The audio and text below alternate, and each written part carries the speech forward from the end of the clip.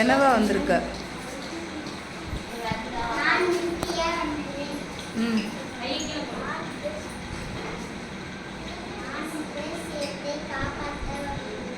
ம் கை கை கீழே போடு. துப்பாக்கியை கையில் வச்சுக்கோ.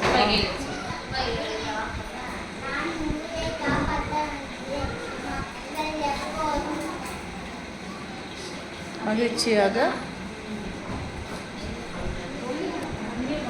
மக்கள் எப்போதும் அமைதியாக இருக்கவும்